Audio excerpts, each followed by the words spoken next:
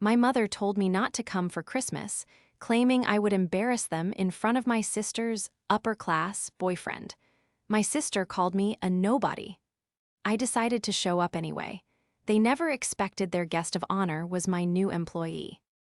This is where the story truly begins, and you won't want to miss what happens. Make sure you're subscribed to see it through to the end. We're always curious. Where in the world are you all watching from today?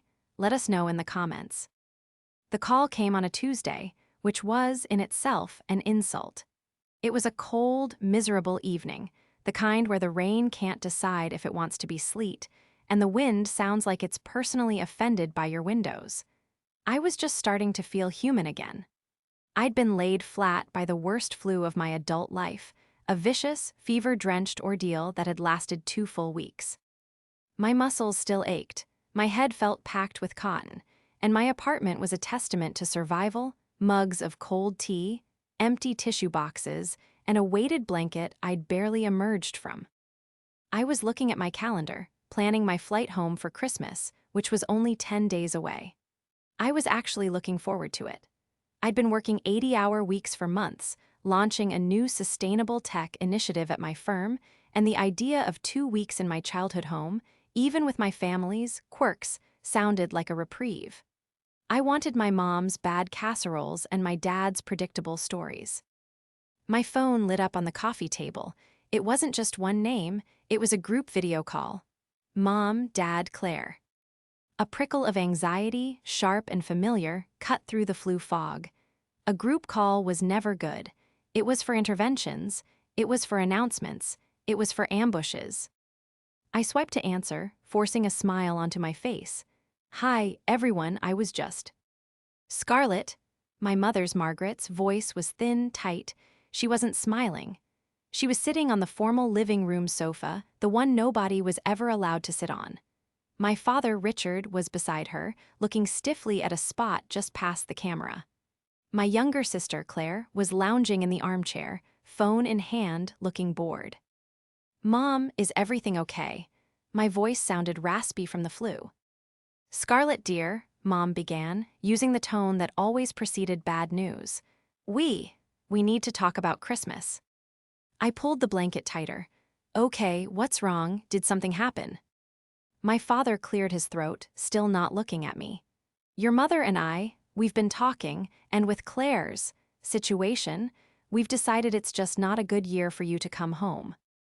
The words were so cold, so sterile that they didn't compute. Not come home? What do you mean?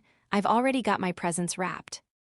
My sister, Claire, let out an exasperated sigh, loud enough for the microphone to catch. "Oh, Mom, just tell her. Stop trying to be nice about it."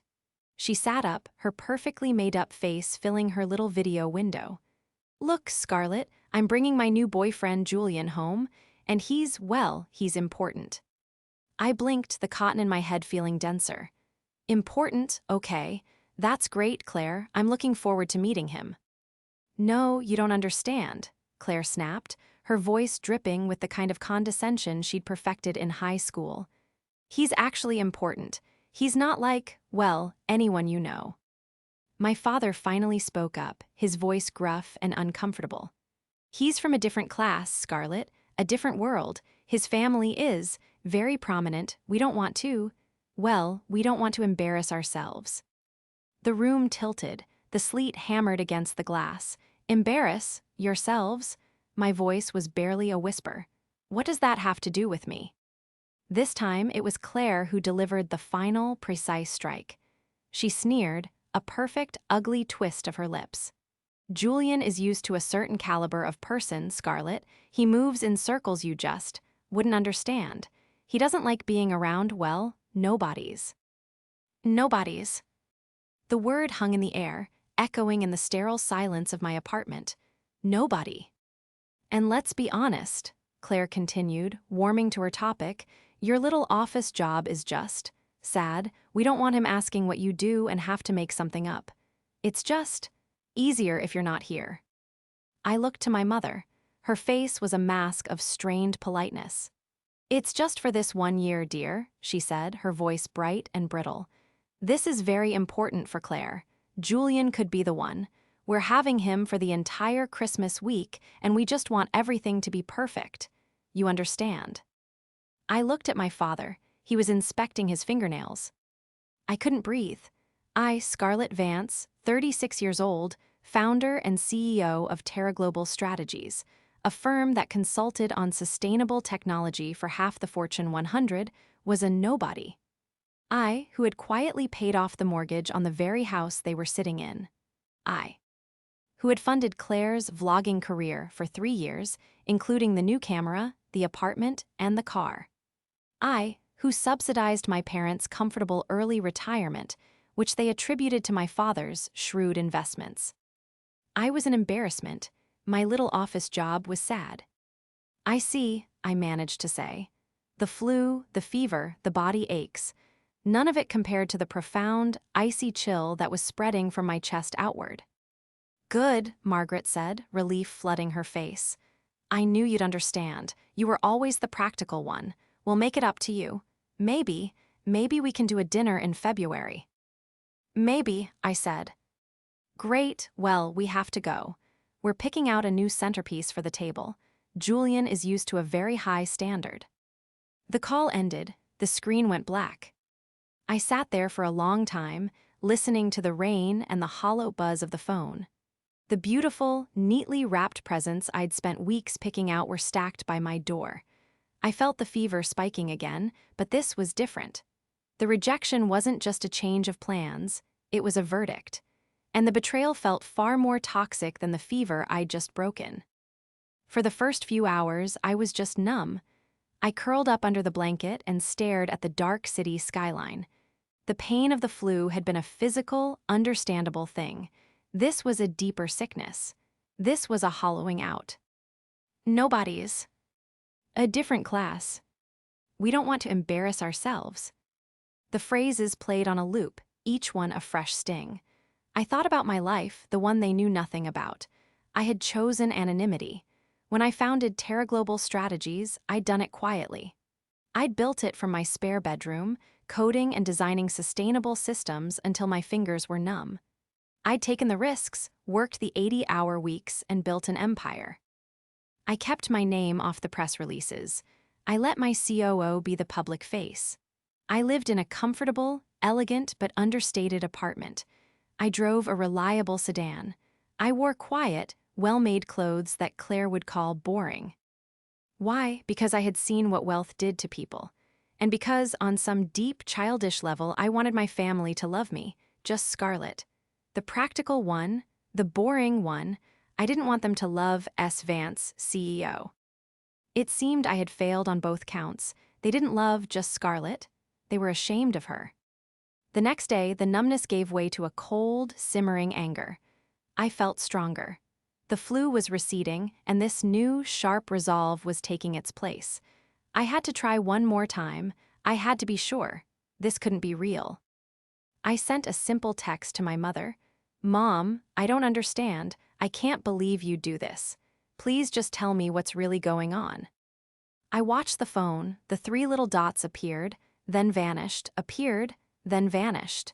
She was typing, deleting, retyping. Finally, a message came through. Margaret text, "Scarlett, you're making this very difficult. You're being selfish. Claire deserves this. Julian is a wonderful man from an excellent family, and this is her one chance to finally be happy. Your father and I support her. Please don't ruin this for her." Selfish. The accusation was so profoundly, spectacularly unjust that I almost laughed. I was being selfish. I, who had just last month wired Claire $5,000 for a vlogging trip to Bali that she'd never taken. I, who had paid for my father's emergency root canal, all $6,000 of it, last spring. I, who had never asked for a single thing in return except to be present at Christmas. The coldness of my mother's text, her immediate pivot to painting me as the aggressor, was the final confirmation. This wasn't a misunderstanding. This was a calculated decision. They were trading me for a social upgrade. I sat at my desk, my work laptop open. My inbox was flooded with year-end reports, contracts, and market projections. And then I saw it. an email chain from my executive assistant. Subject, Ray, onboarding complete Julian Rutherford, CFO. My blood went still, Julian. It couldn't be, Julian was a common name, but Rutherford, from an excellent family, important. My fingers flew across the keyboard. I opened our secure HR portal. I typed in the name. And there he was. Julian Rutherford, age 37, poached from our biggest competitor, my new high-profile chief financial officer. I had hired him myself. I had spent the last 2 months in grueling negotiations with him, finally landing him with a compensation package that was, frankly, staggering. He was brilliant. He was a shark. He was, without a doubt, the most important hire I had made all year. But here was the crucial detail. We had never met in person. My role as the anonymous CEO meant that all high-level interviews were conducted via secure video calls. He knew me only as S. Vance, a powerful, slightly intimidating, and I hoped, respected figure who appeared in a professionally lit home office, my background a stark, impressive wall of books and awards. He had never seen me like this, sick, pale, and wrapped in a fuzzy blanket. He had never heard anyone call me Scarlet. My family, my arrogant, foolish, status-obsessed family, they were trying to impress my new CFO. They were uninviting me to impress my own employee. A slow, cold smile spread across my face. The hurt was still there, a deep, heavy stone in my gut, but it was now joined by something else. A sharp, clear, strategic focus. The kind of focus I used when I was about to win a difficult negotiation. They were so worried about my status. They were so desperate to present their own. But they had forgotten one crucial thing. They had no idea who he was. And more importantly, they had no idea who I am. The memory was so clear, it could have been yesterday. It was my 30th birthday. I had just, that very morning, landed the Terra Global contract with the city of Stockholm. It was our first major international deal. It was worth millions. It was the moment I knew my company was going to succeed. I was ecstatic, practically vibrating with adrenaline and joy. I called home, my hands shaking as I dialed, desperate to share the news. My mother, Margaret, picked up. "Oh, hello, Scarlett. Is everything all right?" "Everything is amazing, Mom. You won't believe what just." "Scarlett, I can't talk," she cut me off, her voice a strained whisper. "It's your sister. It's a crisis." My joy evaporated. "Claire, what's wrong? Is she hurt?" "She just got dumped. By that lovely boy, Alex. She's heartbroken, absolutely devastated. She won't come out of her room." My father, Richard, got on the line. "Your sister needs us, Scarlett. This is a real-life problem. That office stuff of yours can wait. We have to focus on what's important." I remember standing in my tiny office, the signed contract on my desk, and feeling about 2 inches tall. My office stuff. My life's work. I canceled the small celebration I had planned with my team. I booked a flight. I spent my 30th birthday on my parents' sofa, listening to Claire sob hysterically over a guy she had been dating for exactly 3 weeks. I ended up taking both Claire and my mother to a luxury spa for a healing weekend. I paid for it. They never asked, not once, what my amazing news had been. That was the dynamic. It had always been the dynamic. Claire was the sparkling one. She was the outgoing one, the charming one. She was also deeply, profoundly insecure and monumentally lazy. She had failed out of 2 different college programs before deciding she was going to be a lifestyle vlogger. Her profession was a carefully curated Instagram feed of her posing with cocktails, on beaches, or in designer clothes, all funded by her boring sister via our parents. My parents enabled her, dazzled by her superficial charm and terrified of her emotional outbursts. I was the serious one, the practical one, the dull one. I was the one who was good with numbers, the one who was so responsible. My reliability had become my curse. I was not a person to them, I was a utility, a safety net, an ATM that never asked questions. And I had let them. For years, I had let them. I thought about the last time I'd been home for Thanksgiving. Claire had brought her new vlogging camera, the one I paid for, and was filming everything. "We just have to get this shot. Julian is going to love my content," she'd trilled. She hadn't mentioned his name then, just my new man. She had turned the camera on me. I was sitting by the fire, reading a book on quantum computing. "And here's my sister, Scarlett," she'd announced to her phone. "Still single, still reading, nerd books." She'd giggled, a high, tinkling sound. "God, Scarlett, your clothes. Don't you ever buy anything new? You look like you shop at a library." I'd looked down at my outfit. It was a simple, dark gray cashmere turtleneck and jeans. The turtleneck alone cost more than her entire fast fashion outfit, but it had no logo. It was quiet. "I like to be comfortable, Claire," ID said, not looking up. "So boring," she'd whispered, loud enough for me to hear, before turning the camera to my father. "Daddy, tell my followers how proud you are of your influencer daughter." The disingenuousness of it all was suffocating. Their lives were a performance. They were obsessed with appearing wealthy, with seeming important. They had no interest in the actual, quiet, difficult work of being successful. They just wanted the props. And now they had the ultimate prop, Julian Rutherford. They saw him as their ticket to the different class they so craved. They thought that by association, they would become important. And to secure that association, they needed to cut out the one part of their lives that didn't fit the new narrative. Me, the nobody, the sad office worker, the walking, talking reminder of a lower class they were desperate to escape. The cruelty was the point. It wasn't enough to just uninvite me. They had to degrade me. They had to justify their decision by tearing me down, by reassuring each other that I was, in fact, an embarrassment. "He doesn't like being around. Nobody's." That was Claire's voice, but the sentiment was shared. It was the family motto. I closed my laptop. The anger I felt was so pure, so cold, it was almost calming. The fog of the flu was gone. My head was completely, beautifully clear. They had mistaken my quietness for weakness. They had mistaken my generosity for stupidity. They were about to learn, in the most public way possible, just how wrong they were. The shift inside me was palpable. The hurt didn't vanish. It was a deep, permanent bruise, but it was no longer paralyzing. It had crystallized into resolve. For days, I'd felt like a victim. Now, I felt like a CEO. I stopped replaying their insults and started forming a strategy. My old plan had been to fly home, stay in my childhood room, and pretend to be the dull daughter. My new plan was different. I was not going to be just Scarlett this Christmas. I went to my laptop. I wasn't just investigating Julian, I was reevaluating him. I had his entire HR file. I'd read it before, of course, but now I was reading it with new eyes. He wasn't old money, as my family desperately believed. He was the opposite. His file told a story of fierce, grinding ambition. He'd grown up in a working-class neighborhood. His father was a mechanic, his mother a teacher's aide.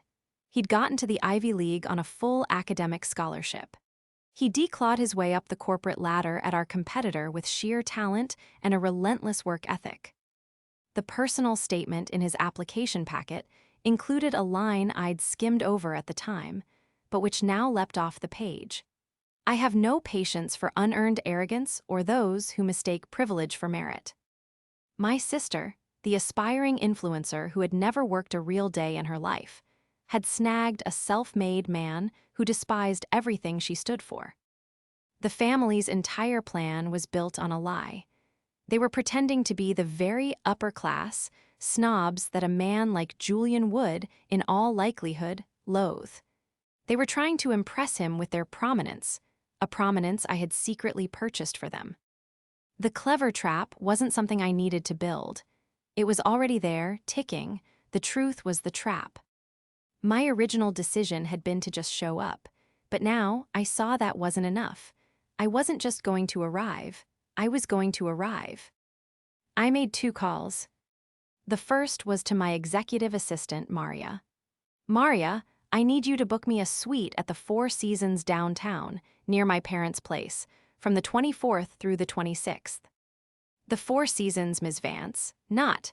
At home, Maria was the only person on earth who knew the full, contradictory details of my life. No, Maria, not at home, and I need a car service, not a taxi. The best one you can find, a black S-Class. It will pick me up at 11:30 a.m. on Christmas Day. Understood, Ms. Vance. The second call was to my company's legal department. I spoke to our head of internal finance. David, I said, I need you to draw up a full accounting of the Vance Family Trust. Yes, the discretionary one. I want a complete, itemized list of all expenditures for the last 5 years. Mortgage payments, cash transfers, medical bills, everything. And I want it notarized. I'll need a hard copy by Monday. He didn't ask why. He just said, yes, Ms. Vance. I then went online and looked at my flight. I was supposed to fly in on the 23rd. I canceled it. I booked a new flight, first class, arriving at 8 p.m. on Christmas Eve. I felt a pang of something, guilt, sadness. It was the end of an era, the end of pretending. I was done being their secret. I was done being their shame. I looked at the stack of gifts I'd bought for them. The expensive watch for my father. The rare, first edition book of poetry for my mother. The top-of-the-line vlogging drone for Claire. I carefully unwrapped the drone. I put it back in its box. I rewrapped my father's watch and my mother's book. Then I found a simple, elegant gift bag. Into it, I placed the notarized, leather-bound folder of financial statements that David was preparing. That would be my gift to the family. The gifts for my parents, I'd give them to my driver. A new text from Claire lit up my phone. Claire text, just confirming you're not coming. Julian is so excited, and I'm wearing a new dress. It would be just like you to show up and ruin it by being all mopey. I typed back a single, simple reply.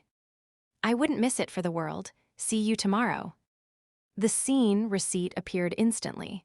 The 3 dots began to dance frantically. I put my phone on silent and tossed it in my bag. The trap was set. Now, I just had to let them walk into it. The frantic call. Started an hour before I boarded my flight on Christmas Eve. I let them all go to voicemail. Voicemail 1, Mom, high-pitched, panicky. Scarlett, what did you mean by that text? You can't be serious. You cannot come here. I am forbidding you from coming to this house. Julian is here. You will ruin everything. Voicemail 2, Claire, whispering, furious. I swear, Scarlett, if you show up here tomorrow, I will have you arrested. I'm not kidding. You are trying to sabotage me because you're a jealous, pathetic nobody. Stay away. Voicemail 3, Dad, gruff, angry. Scarlett, I don't know what game you're playing, but your mother is in tears. You have ruined Christmas Eve with this stunt. This threat, you're a bitter, jealous woman. Do not come here tomorrow, I mean it. We won't let you in. The finality of it was absolute. They hadn't just uninvited me, they had now actively barred me.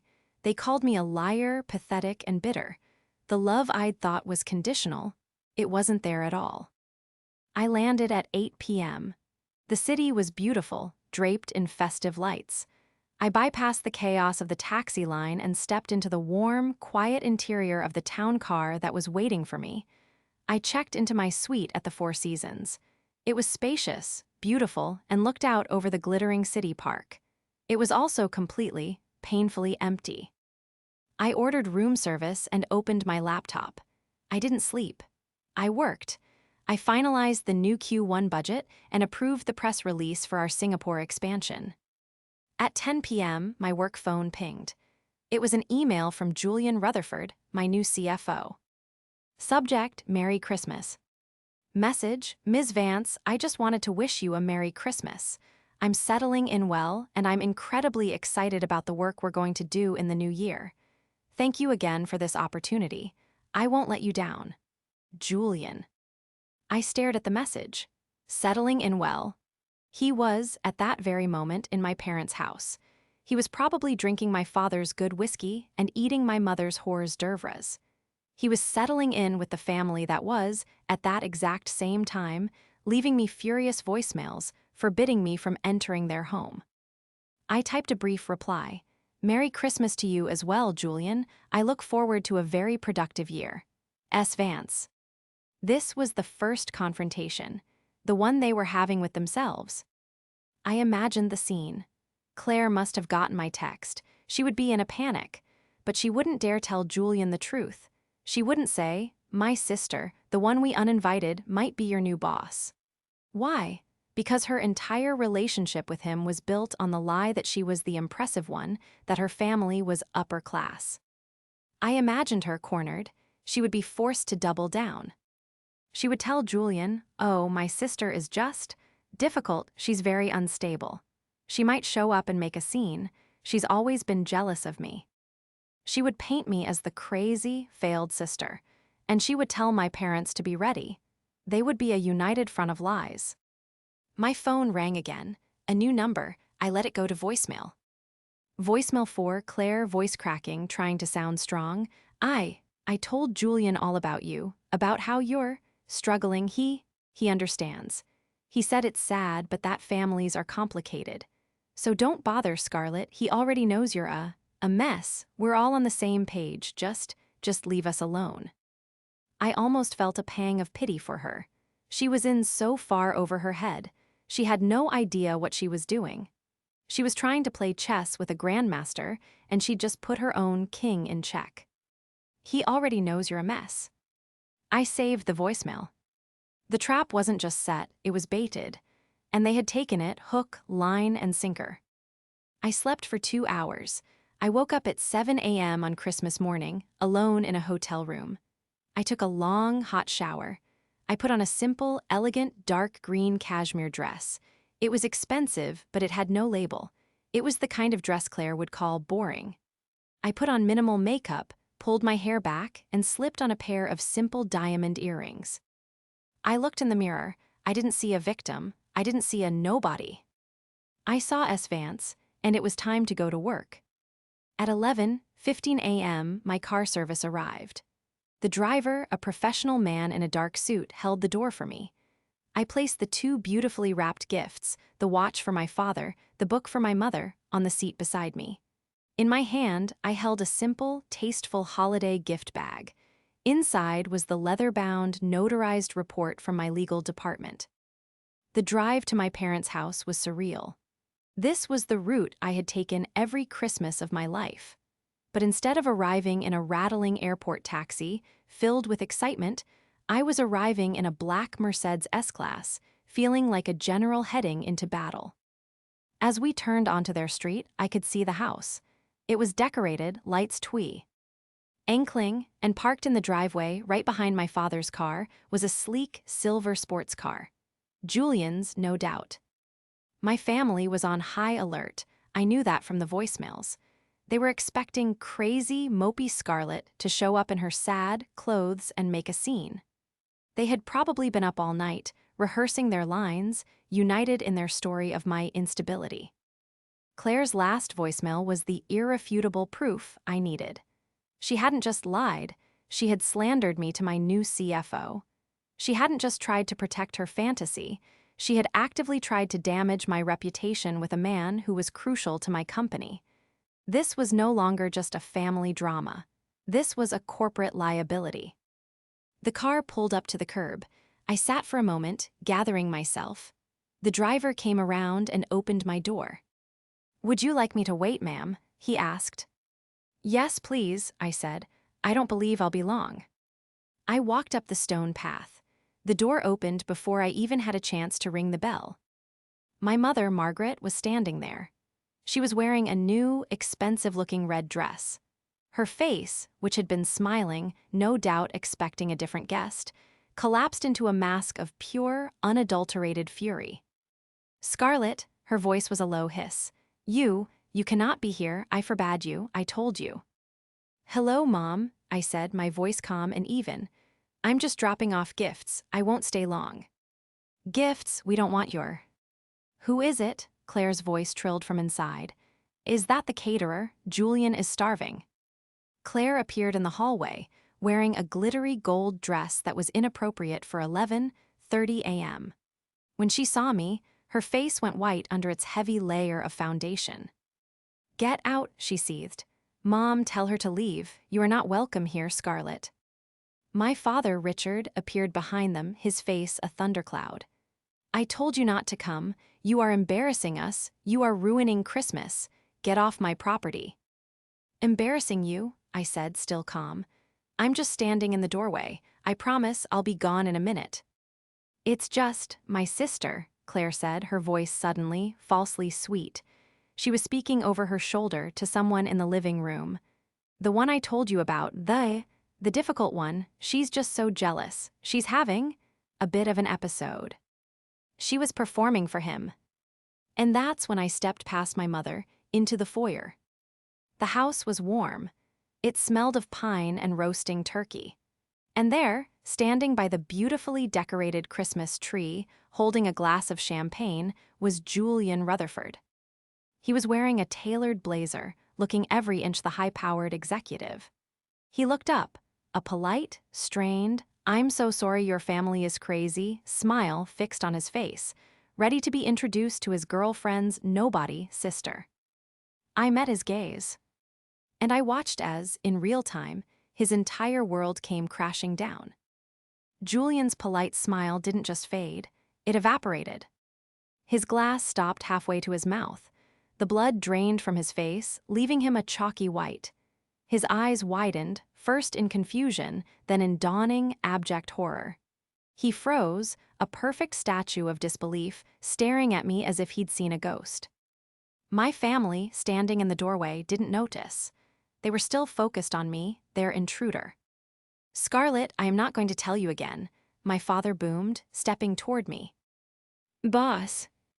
Julian's voice was barely a whisper, but in the tension-filled hallway, it sounded like a cannon shot.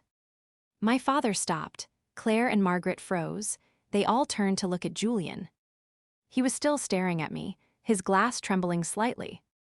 "Boss," he said again, louder this time, his voice cracking with confusion. "Ms. Vance, what? What are you doing here?" The silence that fell was absolute. It was so total, so heavy, I could hear the faint ting of an ornament settling on the tree. My mother, my father, my sister. They swiveled their heads back to me, their expressions identical, slack-jawed, uncomprehending shock. It was Claire who broke the spell. She let out a high-pitched, hysterical laugh. "What? Julian, what did you just call her? Don't be ridiculous, this is just Scarlett." She waved a dismissive hand. "My sister, the one I told you about." Julian ignored her. He was standing straight now, all professional deference and panic. He looked from me to Claire and back to me. "Ms. Vance, I had no idea, Claire said her sister was, she said. She said I was struggling," I offered, my voice quiet, but it carried in the dead silence. "That I was a mess, that I was a nobody." Julian's face went from pale to a deep, mortified red. Yes, Ms. Vance, "Claire," my mother whispered, grabbing my sister's arm. "What is he talking about? Why is he calling her boss?" "He's wrong," Claire shrieked, her eyes wild. He's confused. Tell them, Scarlett. Tell them you're lying. Tell T. You're just a secretary or something." This was the moment. All the years of being the dull one, the practical one, the family ATM, the embarrassment, it all ended here. "I'm not a secretary, Claire," I said, my voice cutting through her panic. "I am not lying. I have never lied. You just never bothered to listen." I turned to my stunned parents. "I founded Terra Global Strategies 8 years ago. My boring office job is running a multinational sustainable technology firm. A corporation, Julian," I said, turning to him, "that I believe you're finding quite profitable." Julian nodded, swallowing hard. "Incredibly, Ms. Vance, yes." "Julian is my new chief financial officer," I explained to my shell-shocked family. "I hired him. He is my employee." "No," Margaret whispered, shaking her head. "No, that's not possible. Richard, she's lying." My father just stared at me, his face ashen. He looked like he'd been punched. "I let you believe what you wanted," I continued, my voice steady, though my heart was hammering. "It was easier. I let you think Dad's shrewd investments paid for your retirement. I paid for it. I paid off the mortgage on this house, Dad. That matured investment you were so proud of, that was me. I turned to Claire, who was slowly backing away as if I were holding a weapon. Your vlogging trips, Claire, your apartment, your car, that new sports car Julian is so impressed with, all of it came from me. The nobody. I held up the holiday gift bag. I was going to give you this. It's a full, notarized accounting of every dollar I've spent on this family for the last 5 years. I suppose you can consider it a final invoice. Margaret was holding onto the doorframe, white-knuckled. Richard looked sick. And Claire just crumbled. No, no, no, no, no. Julian, who had been watching this with a look of dawning, cold disgust, finally spoke. He wasn't looking at me. He was looking at Claire. You told me she was sad, he said, his voice low and dangerous. You said your family was, that you were. You lied to me, about everything. Julian, no, Claire sobbed, rushing toward him. Julian, wait, I can explain. She's twisting it. She's always been jealous. He flinched as she tried to grab his arm. Twisting what? He snapped. That your sister is my CEO? That you've been living off her generosity while you and your parents call her an embarrassment behind her back? That you'd uninvite your own sister to Christmas to? What? To impress me with a lie. He put his champagne glass down on the mantel with a sharp click. I apologize, Ms. Vance, he said, turning to me, all business. I seem to have made a significant error in judgment in my professional and personal life. I'll be submitting my resignation, effective immediately. I can't work for a company associated with this. That won't be necessary, Julian, I said just as coolly. My family's choices are not a reflection on Terra Global, but I understand. Send me an email on Monday. We'll discuss it. He nodded, his face grim. He walked to the foyer, grabbed his coat. Claire was openly wailing. Julian, please, don't go. She ruined it. She ruins everything. Julian looked at her one last time, his face carved from ice. Don't ever call me again. He opened the front door and walked out. I was left in the foyer with my 3 stunned, silent family members. The only sound was Claire, who had slid down the wall and was now making dry, gasping sobs. He's gone, she whispered, looking at the open door. She turned her tear-streaked, makeup-smeared face to me. You ruined my life. I looked down at her, the anger finally draining away, leaving only a vast, cold emptiness. No, Claire, I said. You did. You did this with your jealousy, your greed, and your cruelty. You just never imagined there would be consequences. My mother, Margaret, finally spoke. She looked old. The fire was gone, leaving just a frail, bewildered woman. Scarlett, why? Her voice was a whisper. Why didn't you ever tell us? It was the ultimate question, wasn't it? Would it have mattered? I asked, genuinely curious. If I had told you, would you have loved me more, or would you have just asked for more money? You didn't love Scarlett the daughter. You were ashamed of me. You only wanted to use Ms. Vance the CEO. You just didn't know you already were. My father, Richard, just shook his head, speechless. He wouldn't meet my eyes. The shame rolling off him was a palpable thing. He, who was so worried about me embarrassing him. The payments will stop, I said quietly, the words landing with the finality of a gavel. The annuity, the trust that pays this mortgage, Claire's allowance, all of it, I'm done. I looked at the 3 of them, the family I had loved and sacrificed for, and kept afloat for my entire adult life. You wanted me gone. I said, you got it. I placed the holiday gift bag with the financial report on the hallway table. Then I took the 2 wrapped gifts, the watch and the book, and placed them on top of it. Merry Christmas. I turned and walked out the open door. I didn't look back. The Mercedes was waiting. My driver, seeing my face, simply opened the back door. I got in, and we drove away, leaving the house of my childhood and the family I no longer knew behind me. A few weeks later, I was back in my office. Julian Rutherford did, in fact, send me an email on Monday. We had a long, professional, and very candid video call. He apologized profusely for his lapse in judgment. I, in turn, told him I valued his talent and his honesty. I did not accept his resignation. Instead, I gave him a massive raise and a promotion, transferring him to lead our new, critically important Asia-Pacific division. He would be based in Singapore. As far from my family as he could possibly get, he accepted with gratitude. I got a call, forwarded from my legal team, from my parents' bank. They had missed their mortgage payment. The house was in foreclosure. I owned the note, of course, through a blind LLC. My lawyers were handling the proceedings. I heard from a mutual cousin that Claire's vlog was dead. Her car had been repossessed. She had been forced to get a job as a secretary at a local insurance office. There was no heartfelt reconciliation. The damage was too deep, the betrayal too absolute. My parents sent letters. At first, they were angry and demanding. Then, they were pleading. Finally, they were just apologetic. I didn't read them. I had my lawyer manage all communication. I did not leave them with nothing. I was not them. I arranged for a small, clean, 2-bedroom condo in a respectable retirement community to be purchased for them in their name.